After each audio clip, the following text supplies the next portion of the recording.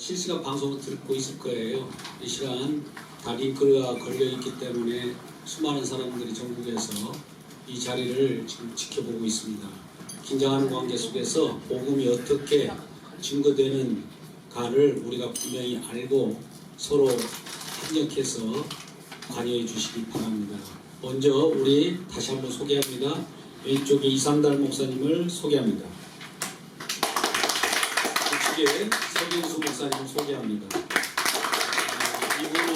이분들은 어떤 이력을 가지고 있는가는 여러분들이 잘 알고 계실 거고 간단하게 오늘 유인문을 통해서 기록해 놨습니다. 먼저 그러면 진행하는 방법을 잠깐 여러분들에게 고지하고 시작하도록 하겠습니다. 먼저 기조 발언이 있습니다. 각 발제자들이 1분씩 기조 발언이라고 하는 것은 이 공방 토론을 임하는 마음의 자세라든지 그런 다짐을 말씀해 주시면 좋겠습니다. 참으로 진리가 혼탁한 때이고 십자가의 원본 복음이 사라져가는 이 어두운 시대, 여러분들이 십자가의 원본 복음을 밝히기 위해서 모인 줄로 믿습니다. 언약복음 설교연구원에서 제게 부탁한 주제는 십자가냐 부활이냐입니다. 기독교는 십자가 종교입니다. 그래서 기독교의 핵심 진리는 예수님의 십자가입니다. 인류 역사의 가장 큰 사건이 무슨 사건이냐? 예수님의 십자가의 사건입니다. 인류 역사의 가장 큰 전쟁도 바로 십자가 전쟁입니다. 그렇다면 십자가 복음이 무엇입니까? 사도 바울은 이렇게 대답합니다. 고린도전서 1장 18절에 십자가의 도가 멸망하는 자들에게는 미련한 것이요 구원을 받는 우리에게는 하나님의 능력이라고 그랬습니다. 유대인들은 뭐 표적 없나? 헬라인들은 뭐 새로운 것 없나? 그런데 예수님은 바로 이들에게 우리가 십자가에 못 박힌 그리스도를 전하니 그랬습니다. 다른 거 없습니다. 바울이 갈라디아에서도 다른 복음은 없다고 했습니다. 다른 복음을 전한다는 하늘에 오신 천사라도 저주를 받을 것을 선언했습니다. 그리고 사도 바울은 아덴에서 복음을 전하고 고린도에 와서 큰 결심을 합니다. 내가 예수 그리스도의 십자가에 못 박힌 것 외에 아무것도 자랑하지 않기로 작정을 합니다. 그리고 이 복음이 선포되는 것은 성령이 친히 나타나셔서 일할 것을 말씀하고 있습니다. 그래서 바울은 갈라디아서 6장 14절에 내가 자랑한 것은 예수님의 십자가만 자랑하겠다고, 그리고 갈라디아서 6장 17절에 내 몸에 예수의 흔적을 가졌더라고 그랬습니다. 그래서 예수님의 십자가 이 복음은 바울 신학의 핵심입니다. 바울의 목회관입니다. 그리스도인으로 사도 바울이 왜 예수님의 십자가의 복음을 믿고 떨었습니까? 자기가 강단에서 복음을 선포할 때 십자가 외에 다른 복음이 전할까 봐서 떨은 거예요. 그리고 이 십자가의 복음이 전할 때 성령이 나타나지 않을까라서 떨었다는 것입니다. 그래서 사실 인류 역사의 가장 큰 사건 중에 사건이 십자가 사건인데 성경은 여러 가지 계시를 하고 있습니다. 언어를 통해서도 또는 문자를 통해서 사건을 통해서 여러 가지 종류를 통해 자신의 계시를 하시는데 바로 이 예수님의 십자가의 사건의 핵심은 뭐냐? 심판과 구원입니다. 많은 사람들이 십자가를 생각할 때 구원만 생각하는데 그게 아니라 바로 아담 안에서 모든 사람이 죽었습니다. 모든 사람이 죄를 범하였으며 하나님의 영광에 이르지 못한다고 했습니다. 아담 안에서. 우리는 십자가를 중심으로 아담 안에서와 그리스도 안에를 확실하게 구분을 해야 됩니다. 그러므로 여러분들이 예수님께서 십자가에서 이루신 심판과 구원을 여러분들이 이 두 사건을 여러분들이 제대로 이해하지 못한다면 성경 해석이 거의 불가능한 것입니다. 자, 우리가 창세기 3장 15절을 소위 원시복음이라고 읽었습니다. 바로 이 창세기 3장 15절에 예수님의 십자가의 사건 때 두 가지를 예고하고 있습니다. 바로 뭐예요? 심판과 구원을 예고하고 있습니다. 여자의 우선은 내 머리를 상할 것이라는 이 내용은 예수님이 언제 십자가 때 사탄을 심판하시냐. 요한계시록 20장 1절에 3절에 보면 십자가 때 사단을 무저갱에 가둬버립니다. 바로 무저갱에 가뒀다는 말은 예수님께서 십자가에 사단의 머리를 박살냈다는 거예요. 그러니까 다시는 우리에게 사망을 가져올 수가 없습니다. 뒤에 제가 도표를 통해서 여러분들에게 더 자세히 설명을 해드리도록 하겠습니다. 너는 그의 발꿈치를 상하게 할 것이니라. 예수님의 육체가 십자가에 죽는 사건은 바로 심판과 구원을 말씀하고 있습니다. 베드로전서 3장 18절에 예수님이 육체로는 죽임을 당하시고 영으로는 즉시 살리심을 받았다고 했습니다. 자, 여기서 제가 여러분들에게 한번 질문하겠습니다.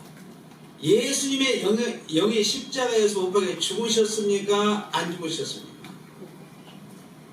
예수님의 영이 십자가 때 사망에 이르렀습니다. 아담 안에서 죽었던 영을 살리시기 위해서.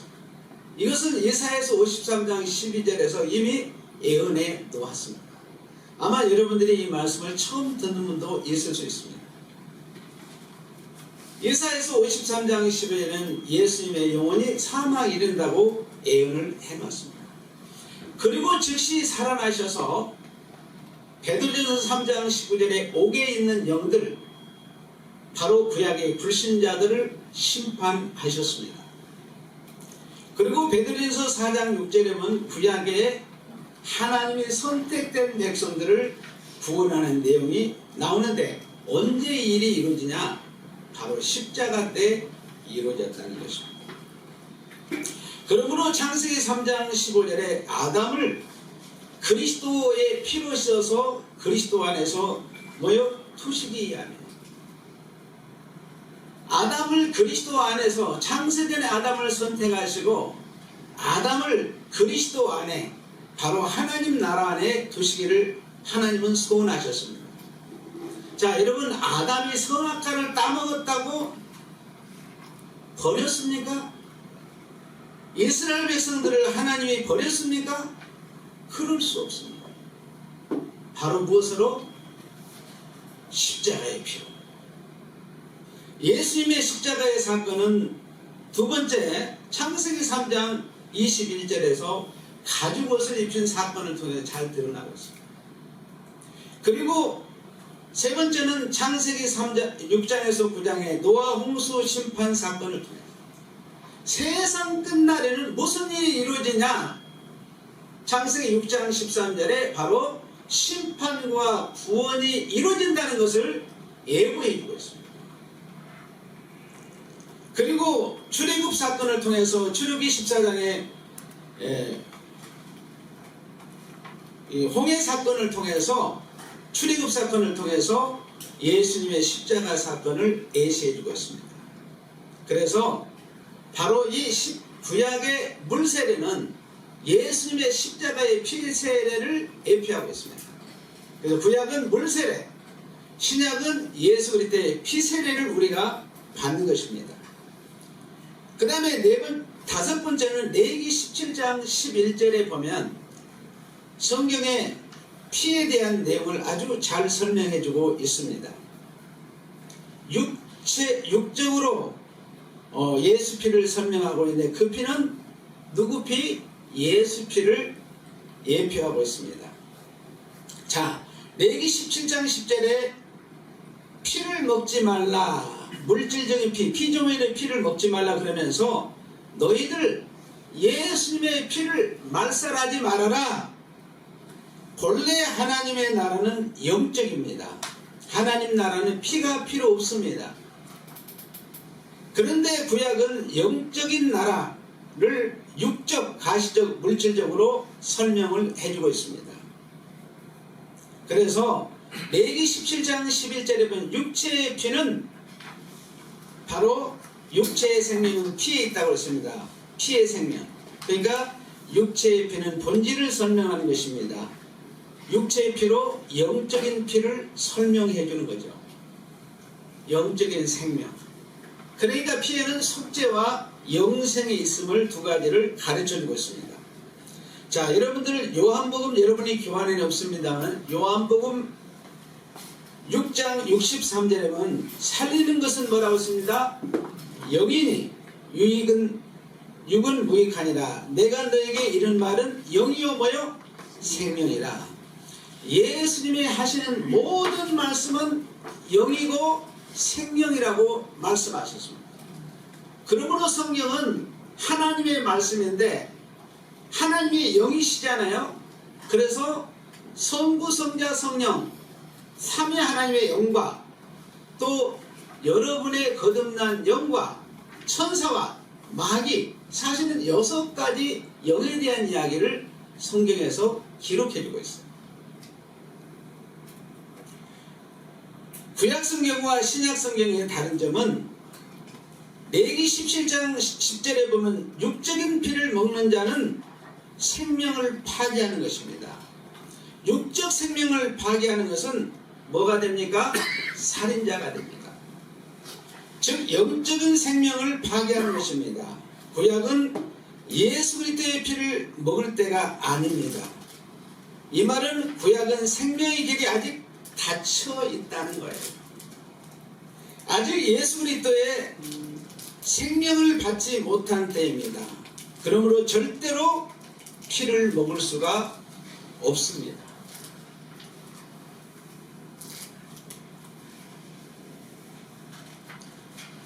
예수 피를 먹을 때가 아직 안 된 거죠. 창세기 3장 15절에 언약하신 인류의 구원주 메시아를 기다릴 때입니다. 그래서 구약은 미래에 이루어질 바로 십자가 때 이루어질 복음을 말씀하고 있습니다. 구약에서 누가 피를 먹으려 하면 예수 그리스도가 아직 오지 않았다고 외쳐야 됩니다. 그리고 먹으면 죽는다고 외쳤는데도 그 피를 먹는 자는 살인자가 되는 것입니다. 그래서 구약의 피를 금한 거예요. 왜? 다니엘서 12장 4절이나 9절에 보면 구약은 봉해진 말씀이라고 했습니다. 어느 때까지? 십자가 때까지 구약은 철저하게 봉해진 말씀입니다. 봉한 것을 언제 여느냐? 바로 십자가 때 여는 것입니다. 자신의 피 흘리심으로 그 봉해진 말씀이 열어지게 되는 것입니다.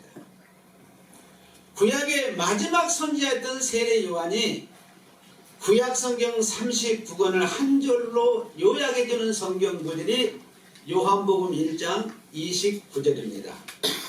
보라, 세상 죄를 짊어지가는 하나님의 어린 양이로다. 구약의 봉해진 말씀으로 세상 죄를 짊어지고 가시는 하나님의 어린 양 예수님을 기다리다가 너희들이 그 피로 씻음을 받고 그를 영접하라는 것이 하나님의 뜻입니다. 하나님의 뜻이 무엇입니까? 하나님의 뜻은 첫째 예수 영접이에요. 예수 피로 씻음 받고 예수 피로 씻음 받고 하나님의 자녀가 되는 것이 아버지의 첫째 뜻입니다. 요한복음 6장 40절에 명확하게 나와 있습니다. 그리고 두 번째는 데살로니가 4장 3절인 대로 너희들이 이제 하나님의 자녀가 되지 않느냐, 나와 함께 사는 백성이 되지 않았느냐, 그러므로 거룩하게 살으라는 것입니다. 자, 아브라함이 어땠습니까? 너희 조상 아브라함은 요한복음 8장 56절에 나의 때가 언제입니까? 예수님의 십자가의 때입니다. 예수님의 십자가에 흘릴 때, 그때 볼 것을 아브라함은 즐거워하다가 보고 기뻐했다 그랬습니다. 모세도 히브리서 11장 26절에 그리스도를 위해서 살았다 그랬습니다. 다윗이 누가복음 20장 44절에 보면 그리스도를 주라고 고백을 했습니다. 바로 십자가의 복음을 증거하기 위해서 하나님께서 다윗도 세웠다는 거예요. 신약은 예수님의 십자가의 피로 구약에 봉해진 시대를 마감하고 예수 피로 여는 시대입니다. 하나님은 말씀하시는데 피는 내 것이다 그랬습니다. 하나님의 것이다. 생명과 진리는 그리스도의 것이다. 그리스도는 누구의 것이에요? 하나님의 것이다. 인류의 본주 예수 그리스도가 이 땅에 오셔서 십자가에 못 박혀 피 흘려 죽으심으로 우리는 예수님의 피를 먹고 마시게 되었습니다. 피는 두 가지를 담고 있습니다. 예수님의 대신 속죄와 예수님의 생명인 영생이 우리에게 주어집니다. 로마서 6장 10절에 그의 죽으심은 죄에 대하여 단번에 죽으심이요 그의 죽으심은, 그의 살으심은 하나님께 대해 살았다고 했습니다. 그리고 11절에 우리에게 적용하면 이와 같이 너희도 예수와 함께 십자가에 못 박혀 죽고 예수와 함께 살았다는 거예요. 성경에 많은 곳에 십자가의 사건을 말씀해 주고 있습니다. 참고로 요한복음 12장 31절에서 33절을 제가 주석을 하겠습니다. 십자가의 역할은 심판과 구원을 아주 잘 설명해 주는 성경입니다. 자, 요한복음 12장 30절에 이제 이 세상에 대한 심판이 이르렀으니 예수님의 십자가 심판 때가 이르렀으니 이 세상 임금 마귀가 예수님의 자기의 피로 뭐요? 마귀를 심판하시는 거예요. 그러니까 세상 임금이 쫓겨납니다. 어디에서? 십자가 때 하나님 나라에 영원히 추방이 되는 것입니다. 32절에 내가 땅에서 들리면 여러분들이 구약의 노뱀 사건을 통해서 여러분들이 너무 잘 아시죠. 예수님이 십자가에서 죽으시면 모든 사람을 내게로 이끌겠노라. 창세전에 선택된 백성들을 구원하리라 하시니 33절에 이렇게 말씀하신 자기가 어떠한 죽음으로 바로 십자가에 못 박혀 죽으심을 죽을 것을 미리 가르쳐 주셨습니다. 그러니까 예수님께 구약 전체가 예수님의 십자가의 복음을 가르치는 거고 예수님이 자신이 오셔서 십자가의 복음을 구체적으로 가르쳐 주신 것입니다. 예수님의 십자가의 은혜를 입은 하나님의 자녀는 예수님의 속성을 선물로 받습니다. 그러니까 예수님의 십자가에 필 때 여러분들이 여러분의 영혼만 구원하는 것이 아니라 그때 그리스도의 성품, 속성을 같이 부어주는 거예요. 마태복음 16장 24절에 누구든지 나를 따라오든 자기를 부인하고 자기 십자가를 지고 나를 따라오고 그렇게 말씀했습니다. 그리고 사도 바울은 고린도서 15장 31절에서 나는 날마다 죽노라 그랬습니다. 그리스도의 삶이 무엇입니까? 그리스도의 삶은 한마디로 이야기하면 십자가를 자랑하는 인생이 되는 것입니다. 십자가 복음이 무엇입니까? 구약은 봉해진 말씀. 다니엘서 12장 4절이나 9절에 보면, 또 요한계시록 5장 1절에 보면 요한이 임봉한 말씀이 열려지니까 울어버립니다. 근데 누구를 통해서? 십자가를 통해서 임봉의 말씀을 확 열어서 우리에게 줄 것을 요한이 증언해 주고 있습니다. 이유는 창세기 3장 15절에 언약하신 인류의 군주 예수님이 아직 십자가에 못 박혀 죽으시기 이전에는 갈라디아서 3장 23절에 증인 믿음이 오기 전에, 그리스도가 오기 이전에는 우리에게 참 믿음이 오지 않았다는 거예요. 그리스도께서 십자가에 못 박혀 죽으심으로 우리에게 참 믿음이 온다는 것입니다. 갈라디아서 3장 25절에 그리스도가 십자가에 못 박혀 죽으심으로 우리에게는 참 믿음이 우리에게 온 것입니다. 그러니까 구약은 인류의 군주 예수님이 십자가로 여실 때까지 봉해진 말씀으로, 그러므로 미래의 복음이 되는 것입니다. 신약은 예수님께서 십자가에 피 흘리심으로 복음이 완료가 되었습니다. 요한복음 19장 30절에 테텔레스타이 다 이뤘다고 말씀했습니다. 예수님이 십자가로 봉해진 말씀을 여셨습니다. 제가 이미 갈라디아서 3장 23절을 말씀하셨습니다. 자, 여러분들이 이제 신약은 완성된 복음입니다. 십자가로서 완료된 복음이야. 미래에 또 이루어질 것은 없습니다. 그런데 왜 많은 사람들이 미래에 또 이루어질 것을 말씀합니까? 이건 다 거짓입니다. 예수님이 십자가로 모든 것을 완료했습니다. 완성된 복음입니다. 다른 복음은 없습니다. 여러분들은 아멘 주 예수여 어서 오시옵소서, 두려워할 것 없습니다. 7년 대환란 없습니다. 예수님께서 십자가에서 모든 환란을 다 십자가로 완성하셨습니다. 그러므로 십자가는 구약의 복음의 말씀을 여는 열쇠입니다. 심판의 열쇠, 구원의 열쇠입니다. 자, 하나님의 형상이 무엇입니까, 여러분? 보통 우리 하나님의 형상을 조직신학적으로 철학적인 개념으로 치적으로 이렇게 정의를 하는데, 진정한 하나님의 형상은 고린도후서 4장 4절의 대로 영생하는 영이 있어야 됩니다. 예수님은 영생하는 영이 있는 줄로 믿습니다. 예수님은 신령한 몸을 가져야 돼요. 그러니까 하나님의 형상은 영생하는 영과 신령한 몸이 있을 때 진정한 하나님의 형상이 되는 것입니다. 예수님이 십자가에 피 흘리심으로 바로 여러분의 영을 창조를 완료하십니다. 그래서 여러분들이 사실은 성경 창세부터 요한계시록까지 전체 내용은 자신의 아들을 만드는 책입니다. 창세기 1장 27절에서 아들 만들기 시작해서 십자가에 피 흘리시고 아들 창조를, 영창조를 완성하시고 이미 의미적으로는 신령한 몸 창조도 다 완료가 됐습니다. 그러나 재림 때 우리의 신령한 몸을 입힌다고 말씀했습니다. 자, 거기 여러분들이 이제 십자가의 복음, 여기 파워포인트를 한번 띄워주실래요? 자, 창세기 3장 15절에 여러분들이 보면 십자가 복음을 제가 여러분들의 강의 안에 파워포인트를 아주 전체를 요약했습니다. 자, 정리하면 여러분들이 나머지는 읽어보시고, 자, 알파와 오메가가 되신다고 했습니다. 하나님은 창세 전에 여러분들을 십자가로 구원하고 자녀 삼을 것을 하나님이 이미 계획하셨습니다.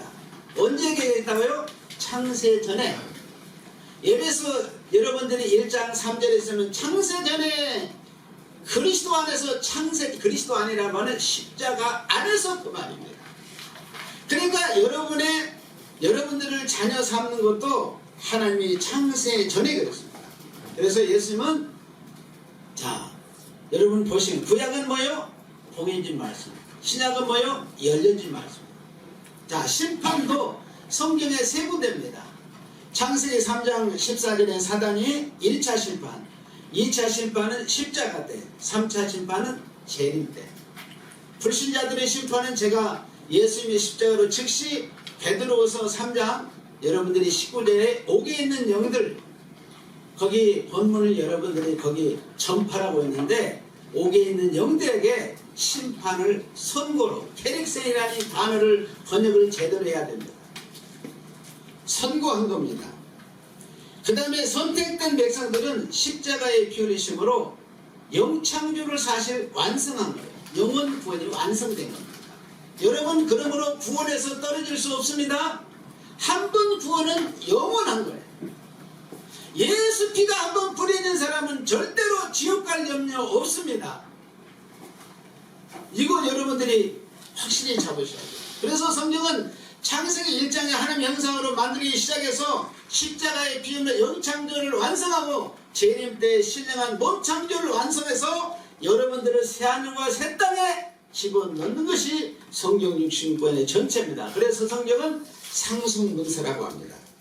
자, 예수님의 부활이 첫 열매입니다.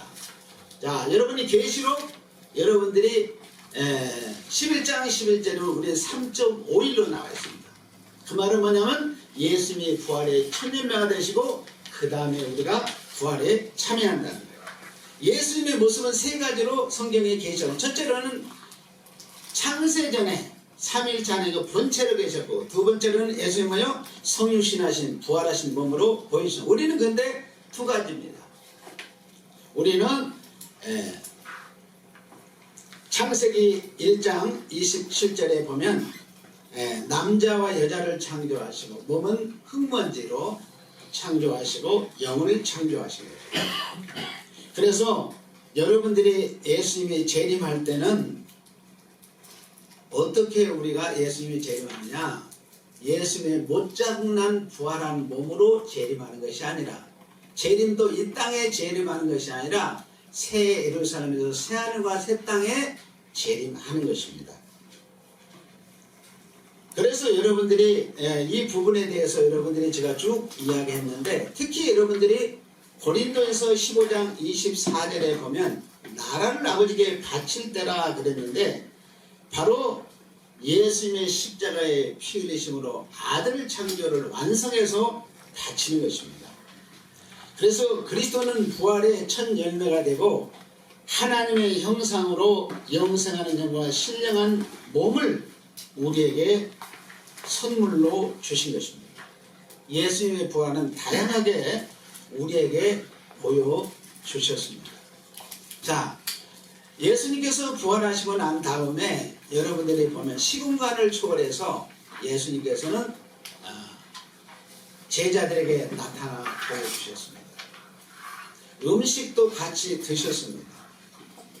그리고 예수님은 무슨 몸으로 부활하신 겁니다. 신령한 몸으로 승천하셔서 재림 때는 뭐요? 본래 창세전에 아버지와 함께했던 본체로 재림할 것을 약속하셨습니다. 감사합니다.